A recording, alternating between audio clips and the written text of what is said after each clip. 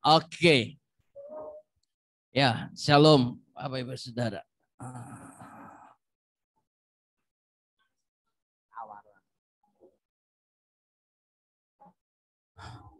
Oke. Panas banget. Pusat panas hari ini ya. Mau hujan. Oh. Oke, apakah suara saya dengar jelas ya? Oke ya. Oke, shalom. Selamat sore Bapak Ibu Saudara yang ada di Zoom maupun di Facebook dan YouTube. Juga saya menyapa Bapak Ibu Saudara, terima kasih sudah jauh-jauh untuk datang kemari ya. Tuhan Yesus memberkati. Nah, ya sudah ada bersama-sama dengan kita sambut Pak Dotoni. Berikan tepuk tangan. Ya, mungkin sebelumnya pimpin dalam doa dulu Pak Daud. Mari kita berdoa. Bapa di surga, dikuduskan namamu, datang kerajaan menjadi kehendak-Mu. Bebaskan kami dari yang jahat, bebas kegelapan. Kuasa Yesus bekerja, lawat kami sampai pribadi Tuhan. Dan nama Yesus ilmu dimuliakan. Haleluya. Amin. Amin.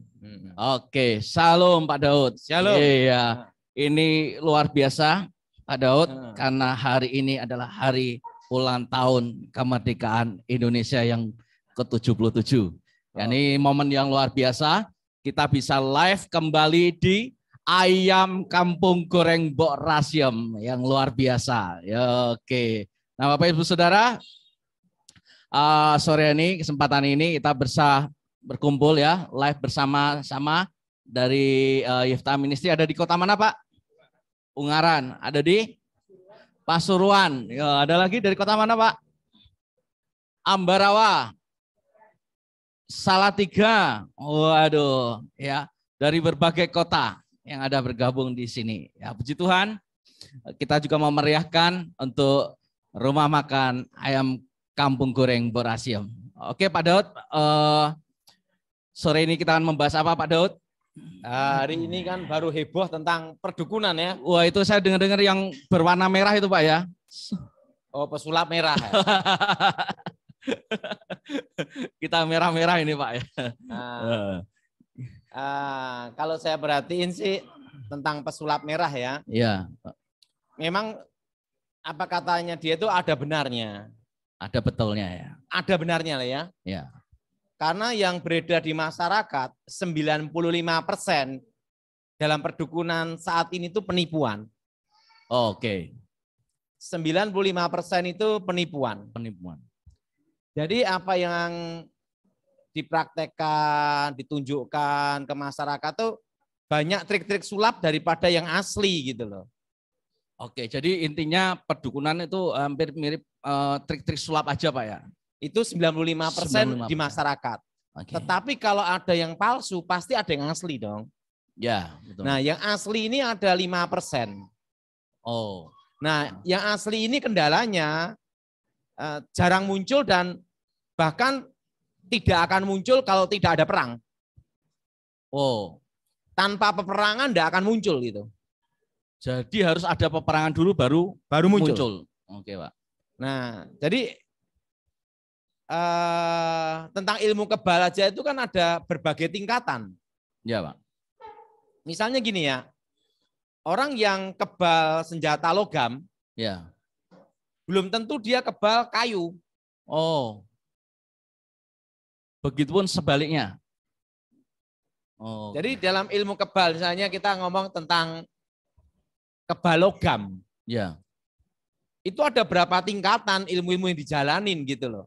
Ya. Nah, kendalanya itu di masyarakat sekarang ini belum sampai level setinggi itu tuh sudah pamer-pamer di berbagai tempat gitu loh.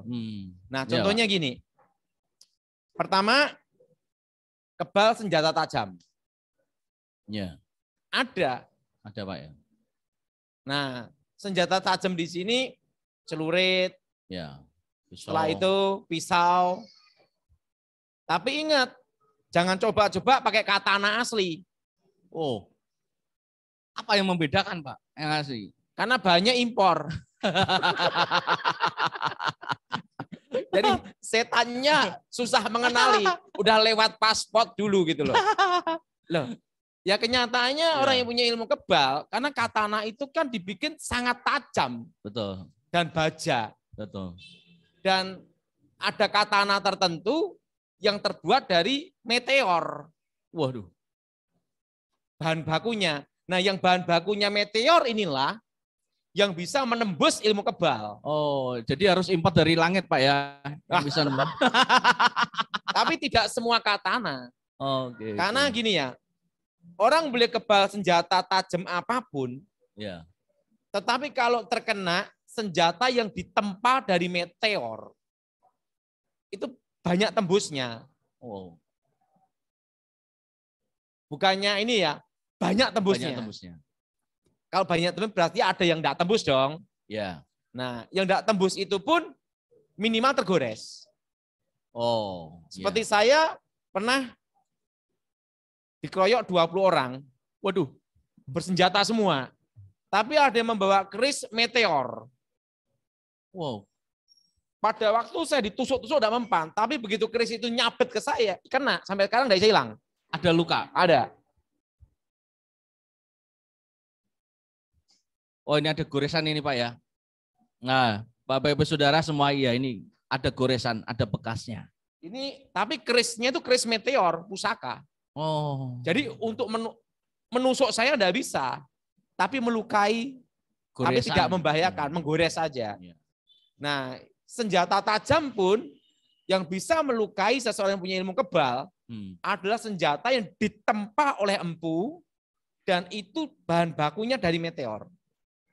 Dan empunya pun nggak sembarang empu Pak. Nggak sembarang empu. Dia harus punya keahlian khusus dan ilmu-ilmu khusus pasti ya. Mando pun juga mando khusus. Nah, mandonya itu pun pasti ada yang ditempa oleh meteor. Oh. Jadi dari batu meteor gitu loh.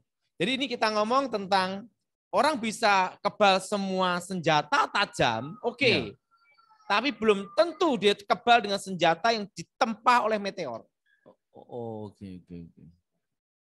Nah, dan itu proses tempanya butuh proses yang luar biasa Pak pasti ya. Itu kan bahan bakunya mahal sekali. Ya. Itu impor langit ya. Langit. Makanya saya mau ada katana, karena ada katana tertentu yang ditempa oleh meteor. Oke.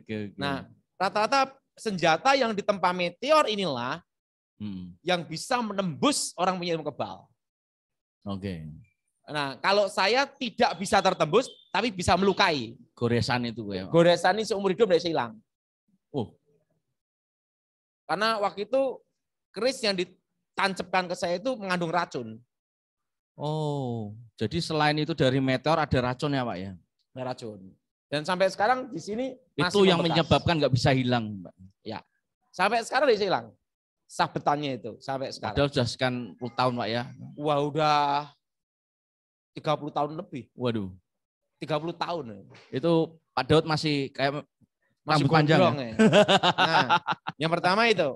Nah, kebal peluru itu pun terbagi juga. Misalnya gini ya, ada olah kanuragan yang ilmu kebal ya. Dia hanya kebal peluru jenis gotri.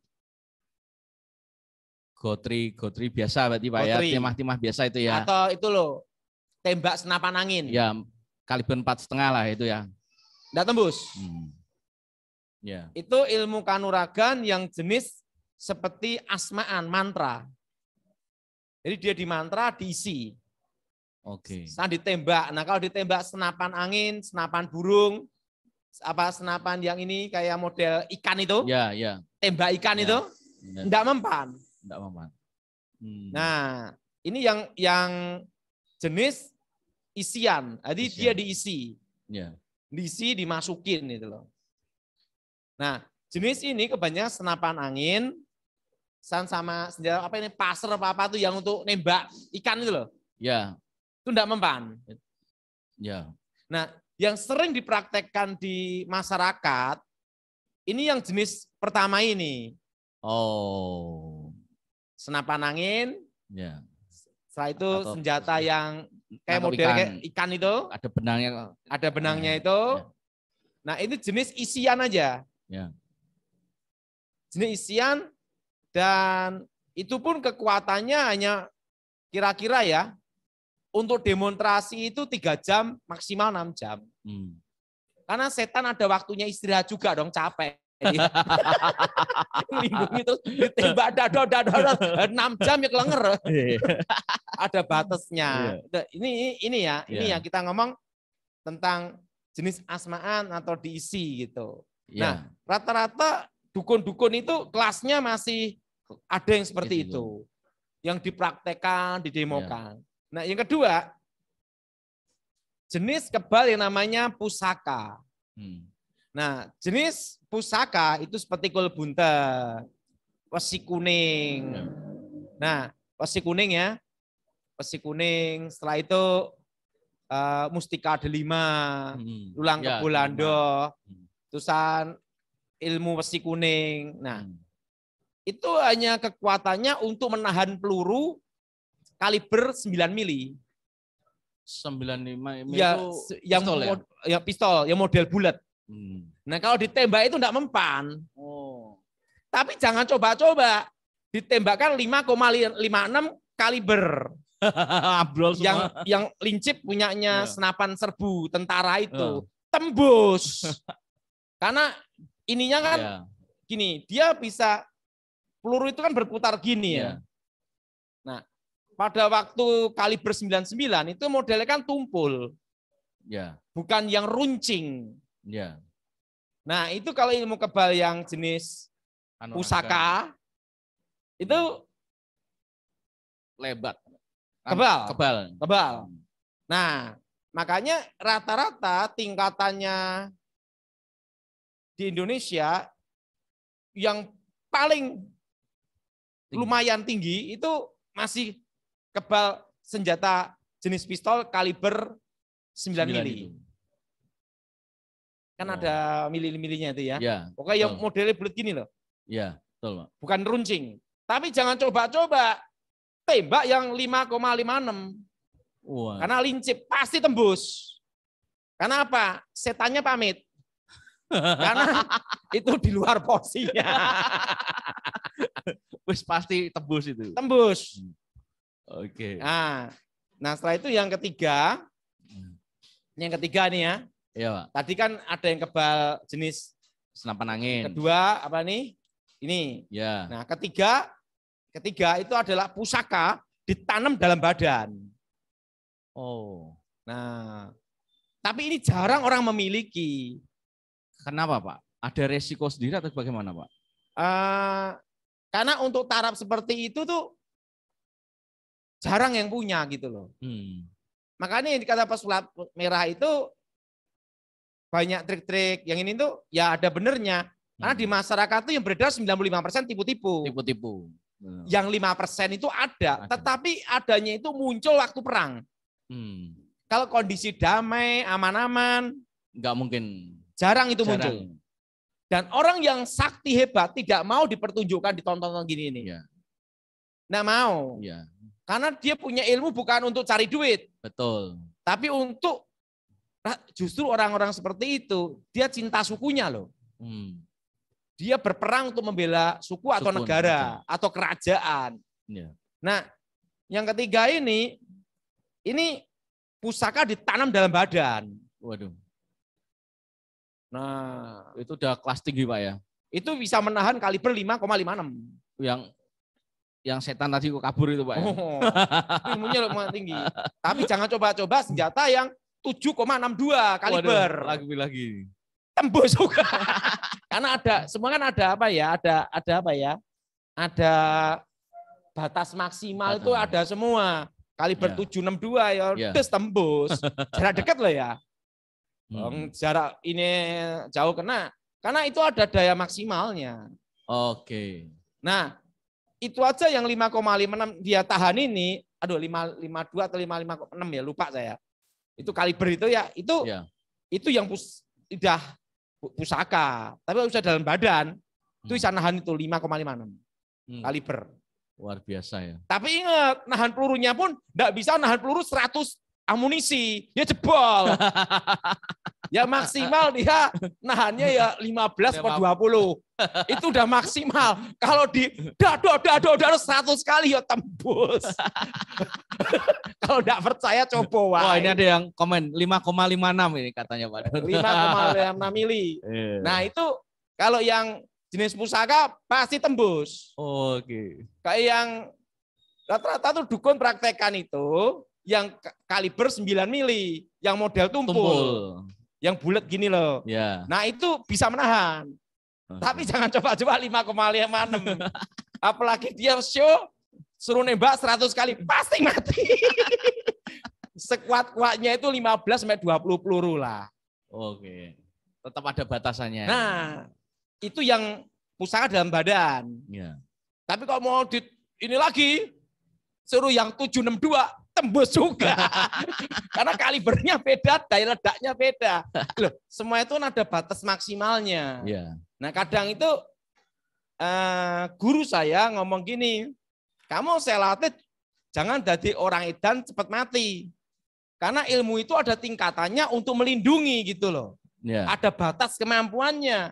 Batas kemampuan kamu kaliber 9. Model tumpul, model kayak gini lah. Yeah. Model kayak pistol itu. Yeah. Nah, itu dia bisa menahan. Tapi jangan coba-coba yang lincip gini, itu kan beda, masuknya itu beda. Yeah. Ininya kan runcing sama tumpul kan beda. Nah, yang runcing ini kan tetap muter, Pak. Muter gini.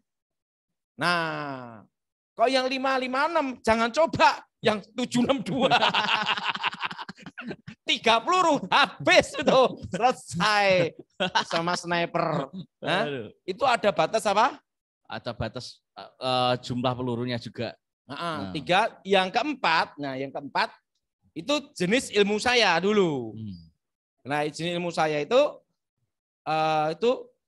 mantra, susuk emas, dan yang ketiga pusaka dimasukkan dalam badan. Waduh. Dan itu seumur hidup tidak boleh menikah. Nah, kendalanya dukun-dukun banyak menikah. Berarti tidak mungkin menguasai ilmu itu. Jangan coba-coba. Sama kaliber 762 pasti tembus. Goodbye. Kalau saya udah hilang. Karena saya udah menikah. Punya anak. Dan sekarang pun tembus. Nah, karena itu kan ada kalibernya gitu loh. Yeah. Nah, itu pun sehebat-hebatnya saya tidak bisa menahan 100 peluru, 762, tembus juga. Itu ada batas apa? Maksimalnya. Nggak tembus ditembak, gampang, digranat. Itu semua ilmu pasti hancur, Pak ya. Ada kelemahannya. Ya. Nah, gini ya. Kadang itu orang dikira kebal. Ya. Padahal itu yang nembak nggak bisa. Nembak 10 meter, itu kan entakan peluru, deng, deng, deng, deng, deng, gitu kan ya. Nah, belum tentu kena kan. Nembaknya kaki, kenanya kepala. Atau nembak kepala udah kena semua. Bisa terjadi. Tapi kalau yang nembak sniper, des, pasti. 762, selesai pasti. Makanya pesulap merah itu berkata demikian. Itu saya rasa ya, ada benarnya. Ada benarnya juga. Nah, tapi ingat, memang yang beredar di masyarakat itu 95% banyak penipuan. Nah, 5% ada yang asli. Nah, asli itu kebanyakan itu di Kalimantan. Tetapi untuk lihat hal itu, harus ada posisi perang. Nah, posisi damai tidak akan kelihatan. Banten. Ya, nah, itu yang paling kuat-kuat, Pak ya. Setiap daerah punya ciri khas. Madura. Karena di Indonesia berbagai tempat itu ada. Bali itu ada. Bali ada juga. Ingat, kebal senjata tajam. Bisa, tapi jangan coba 762. Kaliber berapa? 762. 762. Ada batas apa namanya itu? Maksimalnya. Gitu loh. Apalagi di atas 762. Nah, tapi gini ya. Sekebal ilmu apapun, itu kelemahannya mudah tenggelamkan dalam air. Harus nyebur dalam air, Pak ya? Ditenggelamkan aja. Dikarungin masih dalam air. 1 malam pasti mati. Nggak percaya coba aja. Sekebal apapun. Sehebat apapun. Ya. Jadi kalau ditanya apakah ilmu kebal itu ada? Ada. Tetapi dari tahun ke tahun, ini pengalaman saya, ini gini ya. Ilmu gaib, tambah tahun itu tambah berkurang daya kekuatan dalam diri seseorang. Kenapa? Misalnya, seorang guru itu tidak memberikan muridnya 100%. Betul. Maksimal tuh 90%. Betul. Nah, gurunya mati, muridnya punya murid lagi kan, jadi guru lagi. Tidak akan nurunkan 100% kan? Berkuranglah 10%, jadi 80%. Nah, berapa generasi potong-potong diskon semua. Nah, kebanyakan tuh ilmu itu diturunkan semua itu untuk betul-betul ahli waris yang gurunya mau meninggal. Nah, kalau dulu sebelum saya bertobat, guru saya ngasih saya full karena mau mati. Baru full. Full itu Pak ya? Baru full.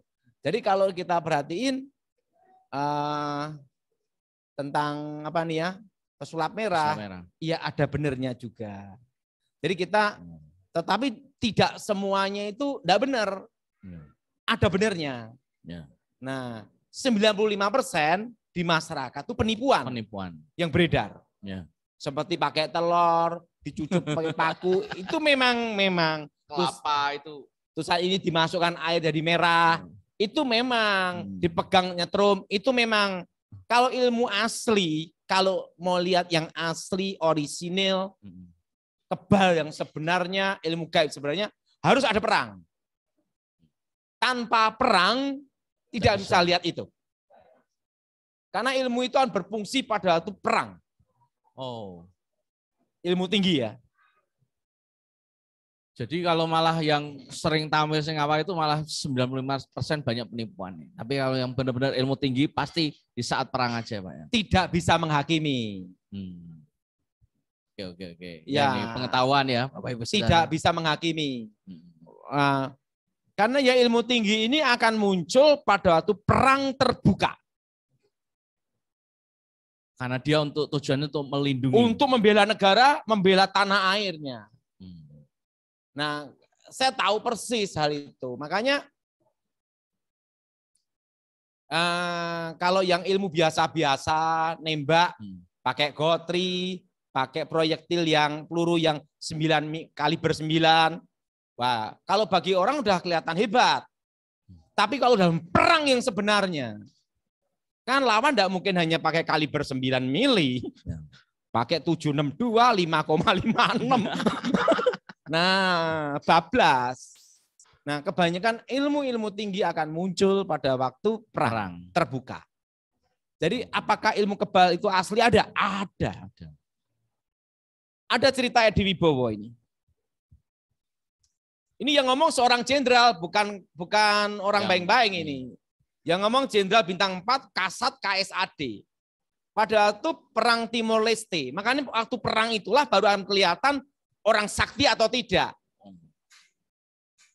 Dan ini padahal sudah punya pengalaman sendiri ya di waktu itu Edi Wibowo tugas ada di Timor Leste. Dia cerita sendiri ke saya. Waktu itu kan dia pasukan khusus, dia Kopassus. Ada satu orang ditembak senapan serbu. Enggak mempan. Ini peluru tajam, bukan kaliber 9 mili, yang 9 mili bukan. Ini yang tajam. Yang tajam. Itu senapan serbu. Standar Kopassus. Tembak, enggak mempan. Edi Wibowo sampai bingung. Ini bener kan ini? Tembak lagi. Enggak mempan. Yang nembak dia sama anggotanya. Enggak mempan.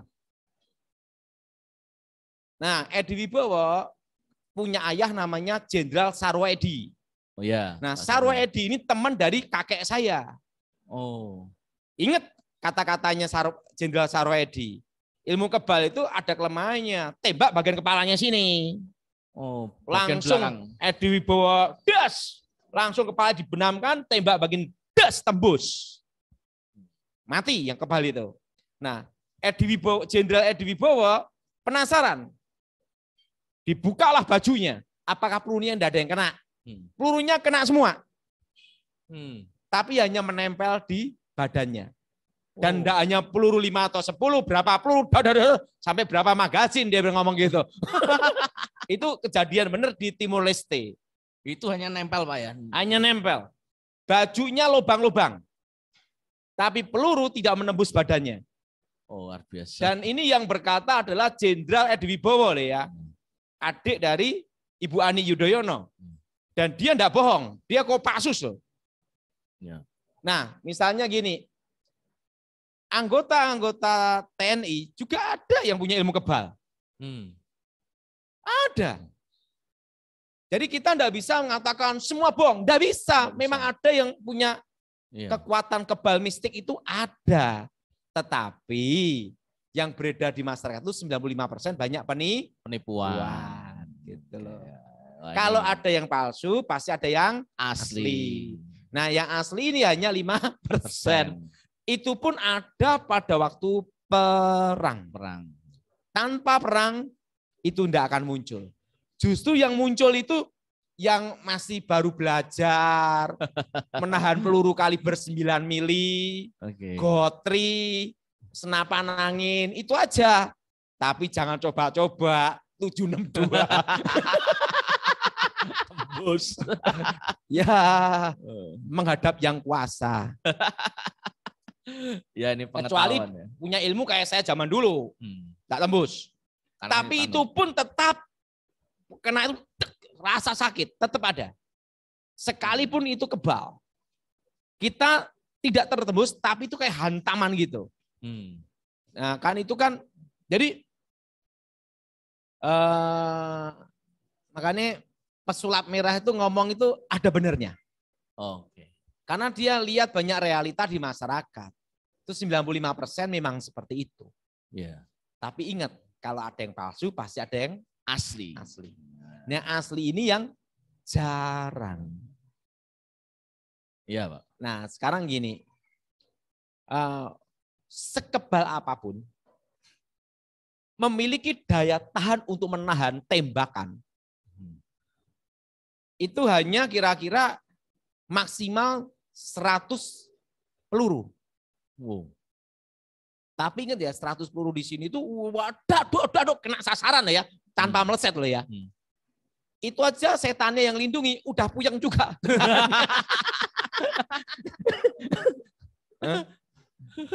Jelas? Iya. Nah, tapi kalau ilmu kebal gampang, tenggelamkan dalam air. Pasti mati. 1 malam loh ya. Karena intinya di nafas.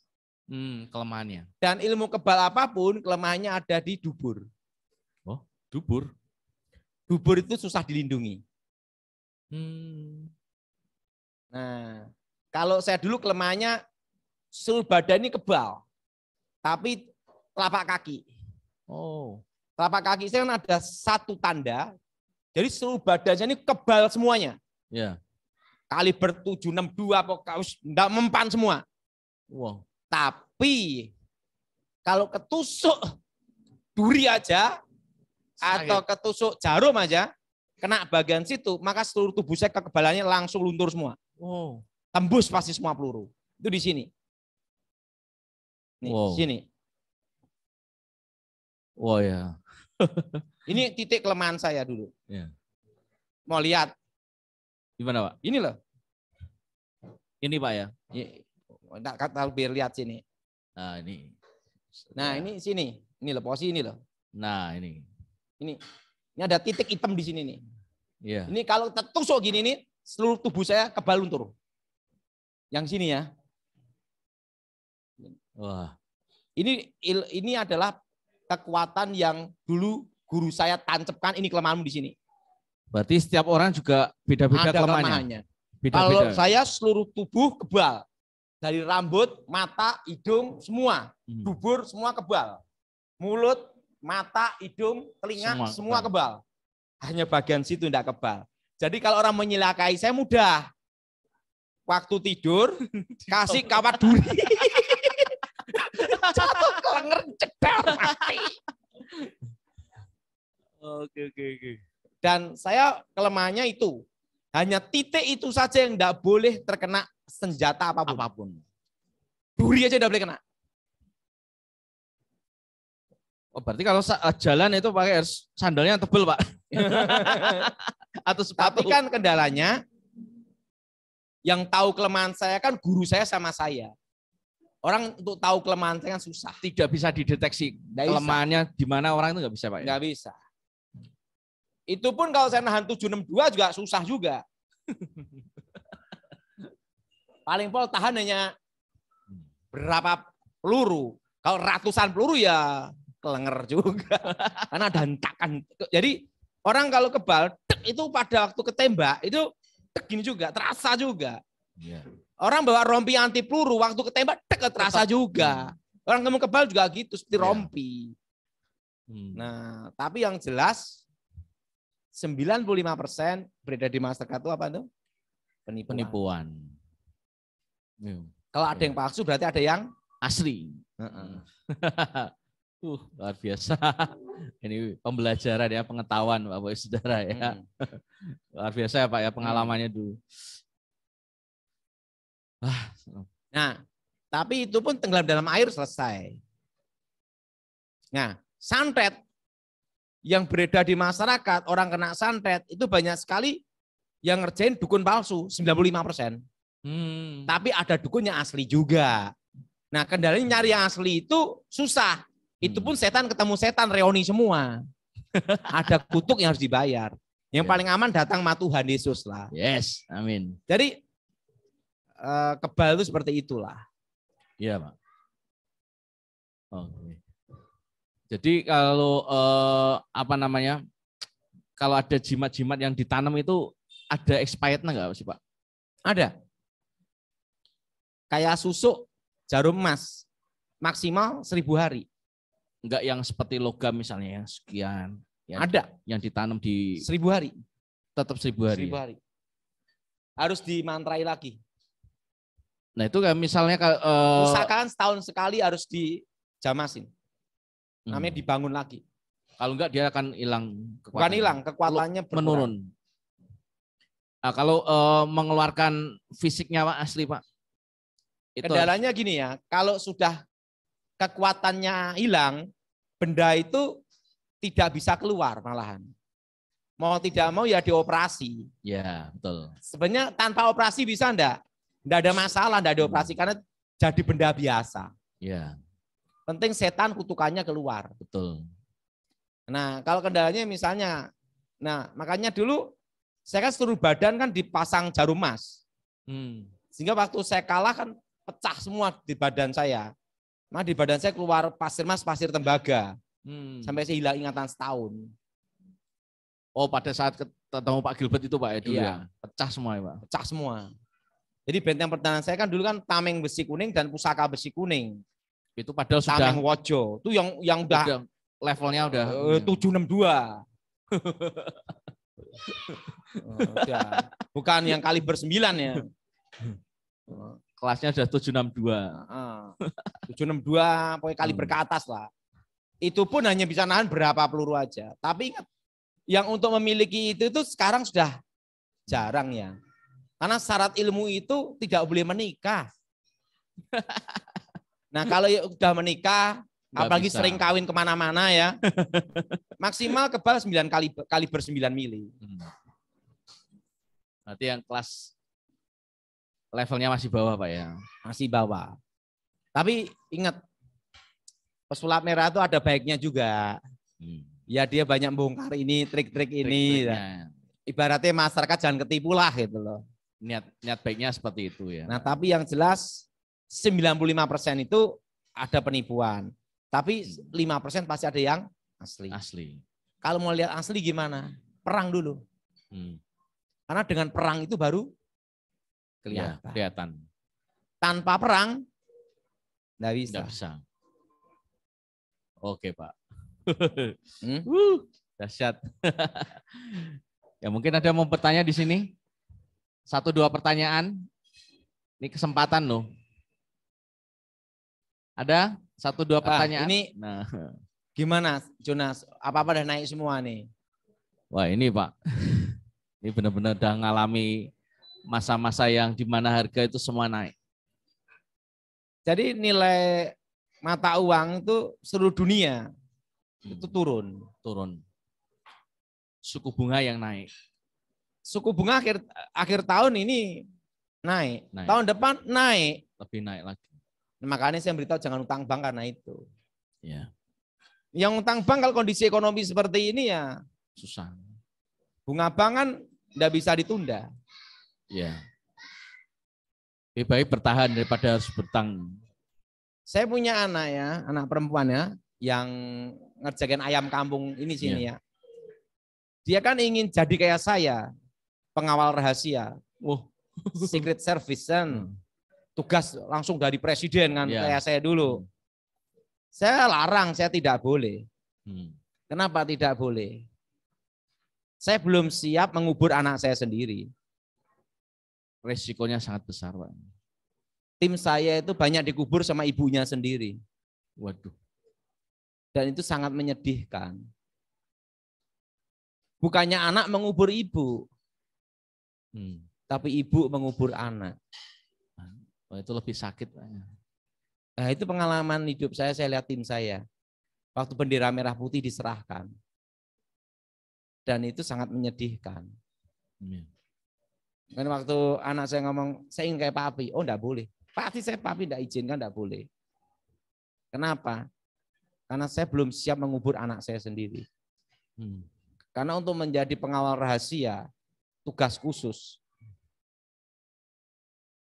Saya bisa hidup aja udah puji Tuhan. Bisa melalui sampai sekarang. Karena tim saya banyak dikubur sama ibunya. Apakah kita siap untuk itu? Kan saya lihat pemakamannya. Saya kan sampai sekarang ke Jakarta sering ziarah di Taman Makam Pahlawan Kalibata. Karena tim saya kan dikubur di sana. Yang nguburkan ibunya sendiri. Waduh. Ya. Gak bisa bayangin rasanya kayak apa ya. Makanya saya ngomong belum siap. Iya, karena resiko besar ya Pak ya. Kita hari ini hidup, besok mati, atau jam depan nanti mati, tidak tahu. Karena tugas khusus. Dan itu harus benar-benar mentalnya udah siap. Kalau bukan tugas khusus, tidak akan inilah. Wow. Ngeri. Oh, ngeri. Nah, itu pengalaman ya. Pengalaman Pak Daud ya. Bapak Ibu Saudara pernah lebih baik jadi orang biasa aja. Sipil aja Pak ya. Sipil. Kayak saya kan sekarang ya sering kawan-kawan ngomong, ikut lagi. Nah. Disyukuri apa yang sekarang ini aja Pak ya. Gini ya, cerita enak tuh setelah selesai semuanya tugas. Nah pada tuh menjalaninya, kita enggak tahu. Ke depan 5 menit, 10 menit kita mati itu enggak tahu. Ya, betul. Orang ngomong enak kan karena tahu akhirnya. Akhirnya. Tapi jalani enggak gampang. Itu harus siap 24 jam Pak ya. Iya. Nah ini pengalaman ya. Jadi pesulap merah itu ya ada baiknya juga. Ya. Jadi enggak semata-mata diblame semua salah ya Pak ya. Enggak bisa. Karena akan terbukti waktu perang. Kalau belum perang belum bisa. Gini ya, ada kata-kata seperti ini. Seorang pengamat militer pasti orang yang tidak pernah ikut perang. Ya. Dia ngamatin aja. Ya. Tapi seorang yang pernah perang dan tugas dalam perang, dia tidak mau jadi pengamat militer. Karena di dalam perang, ini Edi Wibowo cerita, anak kecil bisa bawa granat. Ya nggak bisa diduga. Anak kecil bisa bawa granat. Ya. Oh udah perang gitu, kalau anak kecil bawa granat, bisa enggak langsung ngomong Komnas HAM? Iya. Nggak bisa. Susah. Iya, Pak. Dalam perang seperti itu. Kan ada Komnas HAM ya. Wah, ini pelanggaran Komnas HAM ini gini. Anak kecil. Tetapi kalau anak kecil bawa granat gimana? Nggak bisa. Nah, enggak tahu lah. Iya. Ya, mereka yang militer harus menjawab dong. Iya. Perang itu seperti itu. Itu Edi Wibowo cerita. Perang itu Jadi benar-benar nggak bisa ditebak, diprediksi. kalau Edi Wibowo ngomong, perang itu penting kita selamat dulu. Nomor 1. Hukum, nah kan pernah ada orang Kopassus ngomong sama saya. Hukum nomor 2, nomor 1 selamat dulu. Karena dalam perang itu peluru tidak bisa dikatakan, pelanggaran HAM ya, enggak bisa. Peluru udah jalan ini stop, enggak bisa.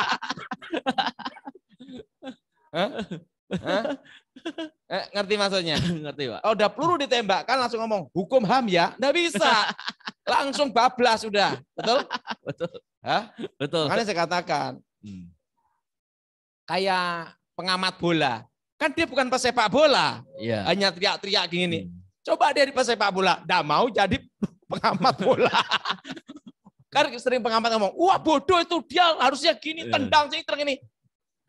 Yang jadi pelakunya, lo coba aja sendiri. Beda loh. Perang itu seperti ini. Kalau dalam perang itu anak kecil bawa granat, gimana Komnas HAM? Susah kan? Iya. HAM gimana? Iya. Ini granat loh. Betul. Nah, atau bawa bom anak kecil. Nah, itu Pak Edi Wibowo cerita sama saya. Dalam perang itu seperti itu. Karena dia pernah perang di Timor Leste. Dan banyak teman-temannya gugur. Nah, itulah hukum perang. Ya. Yang penting selamat dulu. Kalau Edi Wibowo ngomong penting selamat dulu. Kalau perang itu. Penting selamat dulu. Karena dibunuh atau membunuh. Perang seperti itu. Perang itu brutal. Ya. Nah, makanya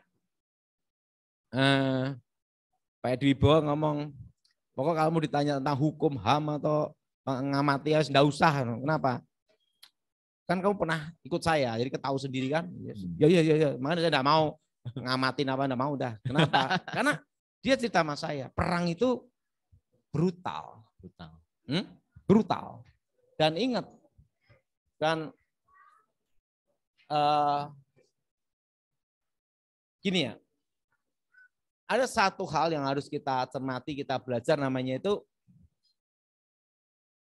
kan saya pernah ikut Edi Wibowo ya, perintah komando.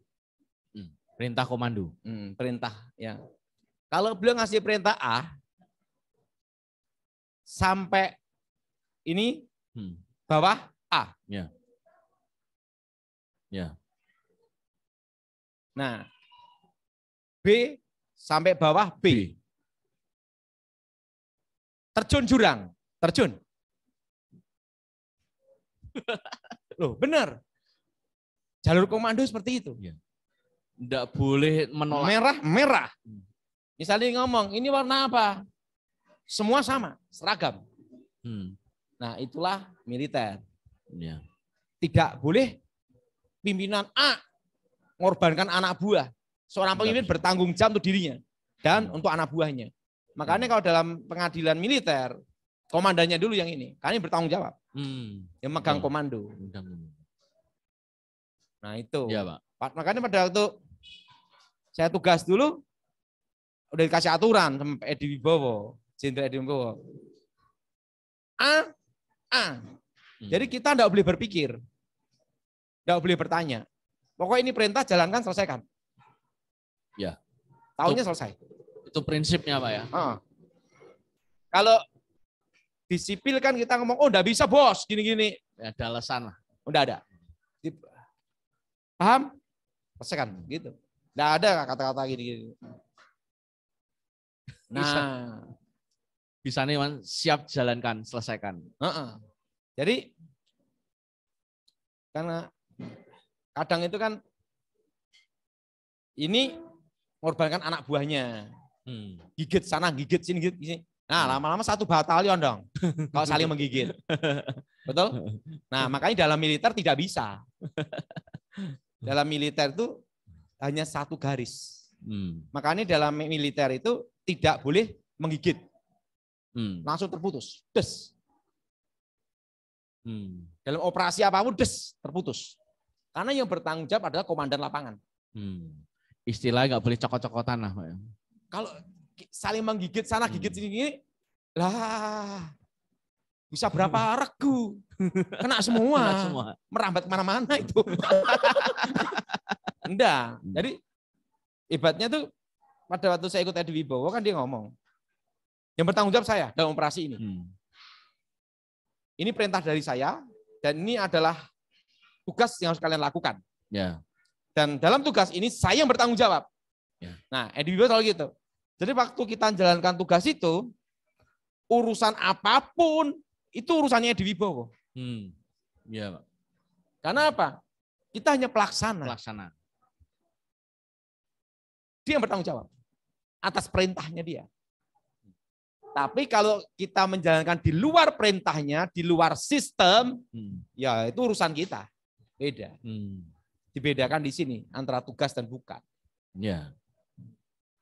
Nah, karena kan pengalaman saya sama Edi Wibowo itu, makanya ingat ya, militer itu, TNI, itu kan bersama rakyat, untuk rakyat, kembali ke rakyat, berjuang bersama rakyat. Nah, itu kan untuk rakyat. Nah, jadi beda. A, B, gitu. Tidak boleh saling apa? Menggigit. Sini gigit sini, ini gigit temannya, ini gigitnya. Beberapa regu kena semua. Oh, bukan regu, batalion. Batalion kena semua. Lah kan dari sini ngalir ke sana. Ini enggak terima, gigit ke sini. Ini sini, gigit ke sini. Ini. Lah aduh, berapa batalion? Masuk semua. Nah, kalau di militer tidak seperti itu. Pengalaman saya sama Edi Wibowo, seorang komandan dia ngomong, saya bertanggung jawab dalam operasi ini. Yang penting kalian lakukan tugas ini, selesaikan. Gitu. Dan yang kedua, tidak boleh pulang rumah sebelum ini selesai. Kalau tugas seperti itu. Dan jangan temui saya kalau kalian belum selesaikan tugas. Waduh. Kalau militer jelas, garis lurus itu. Jadi kamu tidak boleh pulang ke rumah sampai tugas selesai. Kedua, tidak boleh ketemu komandan sampai itu selesai. Waduh. Wah, jadi luar biasa ya, begitu beratnya. Itu militer. Makanya saya condong kalau pemimpin calon presiden dari militer. Untuk kalau Pak Jokowi kan dari sipil. Ya. Nah, tapi dia diberkahi Tuhan, ketegasan juga. Ya. Tetapi untuk Pilpres 2024 itu diperlukan militer. Karena apa? Kondisinya beda. Beda gimana kondisinya? Pertama, kondisi sekarang. Perang Rusia, invasi Ukraina. Karena presidennya Ukraina kan penyanyi pelawak. Enggak tahu strategi perang, ya untuk main-mainan. Nah, sedangkan si Putin orang punya strategi pengalaman. Militer intelijen. Sudah pengalaman. Tahu enggak? Putin itu strateginya hebat. Dia pukul lalat yang kena para gajah. Dia pukul apa? Lalat. Dia tidak pukul gajah loh. Jadi hanya pukul lalat aja. Lalat. Tapi yang kena gajah. Ada juga yang mukul gajah kenanya lalat. Nah itu militer. Berarti Putin ini strategi. Coba bayangkan. Kalau Ukraina ini, kita ngomong ya strategi perang ya. Ukraina ini ya. Rusia mau selesaikan 1 minggu selesai. Tapi kalau orang ahli strategi, jangan diselain dulu dong. Iya. Dibikin bulan-bulanan, bila plus tahun, 2 tahun. Nah. Iya, betul, Pak. Betul, Pak. Hah? Iya ini, Pak. Pukul lalat kena gajah nih, Pak. Repot ini. Jadi pukul lalat kenanya apa? Gajah. Nah, itu strategi militer. Pukul lalat kena gajah. ada pukul gajah dapat lalat. Nah, itu gajah. Nah itu bayangin. Untuk buang senjata yang expired, ya ada radiasinya. Itu dibuang di satu tempat, tuh harganya mahal sekali. Tempat pembuangan itu. Karena itu kan radioaktif. Nah, Putin pinter, dibuang semua ke Ukraina kan. Gratisan. Itu kan kalau ada otak pinter kita bisa. Lah sedangkan Ukraina presidennya kan bukan strategi. Nah, apalagi sekarang Cina, Taiwan, betul enggak? Nah, jadi kita harus gimana? Nah, Capres 2024 tuh saya lebih suka militer ya. Tapi tergantung Tuhan. Kalau Tuhan ngomong sipil gimana lagi? Itu urusan Tuhan yang terbaik. Yang terbaik. Nah, tapi ini saya beritahu itu aja. Kemarin juga ngomong cawapres. Kalau cawapres saya beritahu 2. Gibran sama Pak Jokowi kalau Pak Jokowi berkenan. Iya, itu kan masih boleh Pak ya. Boleh. Ya enggak tahu hukumnya gimana. Karena untuk ngelanjutin programnya Pak Jokowi. Ya, tapi itu perlu kerendahan hati. Jadi cara berpikir kan beda gitu loh. Karena tahun ini sipil oke ya, presiden. Tapi untuk 2024 ini kondisi geopolitik, geostrategis dan perubahan ini politik yang ada di dunia ini kan betul-betul pengaruh besar. Iya. Jadi diperlukan strategi-strategi. Ahli strategi. Ahli strategi. Seperti Bapak Luhut Binsar Panjaitan, itu kan ahli strategi, pengalaman perang kan dia. Dari Gultor kan. Nah, jadi cara berpikir kan beda ya. Betul. Dan mental juga beda. Betul. Nah, iya Pak. Oke, pertanyaan lagi. Oke, ini ada yang kita tanya jawab Pak ya, sebentar Pak ya.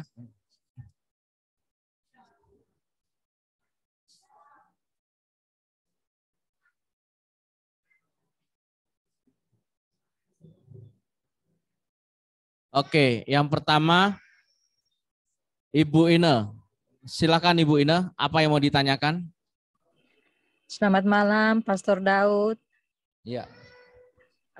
Pastor, saya minta Pastor lihat apa di dalam saya punya diri ini ada sesuatu yang lain begitu karena saya kok susah tidur, Pastor.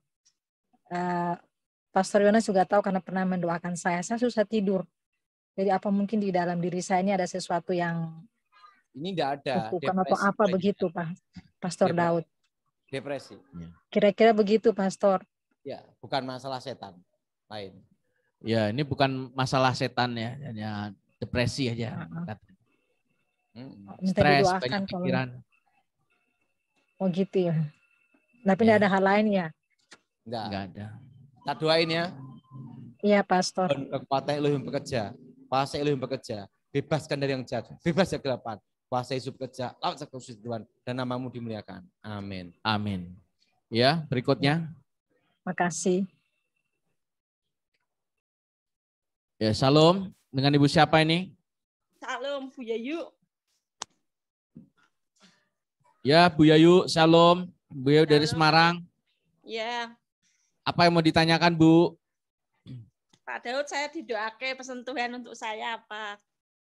Sama anak saya. Doakan apa? Pesen Tuhan untuk saya. Oh, belum ada nih. Kita doa untuk Ibu ya. Iya, Pak. Tuhan, berkati Ibu ya sekeluarga Tuhan. Nyata lawatan saya khusus Tuhan. Kerajaan Tuhan datang dan menjadi. Bebaskan dari yang jahat. Bebas dari kegelapan. Kuasa Yesus bekerja. Lawat saya pribadi Tuhan. Dan namamu dimuliakan. Berkati Ibu ya sekeluarga Tuhan. Demi nama Yesus. Amin. Amin. Makasih Pak Daud. Oke. Berikutnya. Iya, shalom Pak Daud dan Pak Yonas gitu.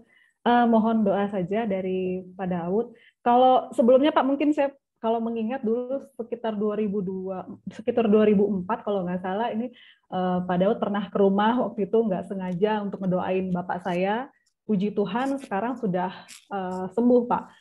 Jadi mungkin dulu ada yang mengirim-ngirim karena dulu itu kami nggak percaya dengan hal-hal yang begitu Pak. Iya. Ya, waktu itu Pak, waktu 2004 sih Pak, sudah lama gitu ya. Puji Tuhan sekarang sudah sehat kembali. Kemudian Pak, mungkin untuk doa saja Pak, untuk terkait mungkin pergumulan. Doa ya. Iya. Tuhan berkati anakmu Tuhan, kerajaan datang dan menjadi, bebaskan dari yang jahat, bebas kegelapan. Kuasa Yesus bekerja, lawat seperti diri Tuhan, dan kuasa Yesus bekerja. Nyatakan kuasa-Mu Tuhan. Haleluya. Amin. Amin. Terima kasih. Oke, berikutnya. Ya, dengan Bu siapa? Dengan Salce, Pastor. Ya, mau tanya ya. Ibu. Mau tanya apa, Bu? Mau tanya sama Pak Daud, bagaimana dengan saya? Apakah ada kuasa-kuasa gelap? Dan saya minta didoakan habis menjalani operasi. Answer. Iya, answer. Kita doa ya. Bapa di surga, dikuduskan namamu, datang kerajaan menjadi kehendak-Mu. Berkati anakmu Tuhan, bebaskan dari kegelapan, bebas dari yang jahat. Kuasa Yesus kecil atas Tuhan. Haleluya. Sembuhkan ya Tuhan. Amin. Amin. Terakhir jelas ya. Ya, terakhir. Terima kasih, Pastor. Ya, shalom Bu Nelly. Salam Pak. Salam Pak Tony Daud. Pak, saya mohon doa buat suami saya Pak. Sampai saat ini belum pulang gitu Pak. Ya, kita doa Ibu ya. Ya Pak. Roh Kudus bekerja, jamah anakmu Tuhan, supaya dijamah Tuhan secara khusus Tuhan, untuk suaminya Tuhan supaya bertobat kembali ke keluarga. Dan nama Yesus dimuliakan, bebas dari yang jahat, bebas kegelapan. Kuasa Yesus bekerja, jamah suaminya supaya kembali Tuhan. Haleluya. Amin. Amin. Oke, Bapak Ibu Saudara. Ya, terima kasih. Sudah bersama-sama ya, ngobras bersama di Mbok Rasiem Solo. Oke. Sampai ketemu di Rabu depan di acara ngobrol asik bersama Pak Daud Tony di Yefta Ministry. Tuhan Yesus memberkati.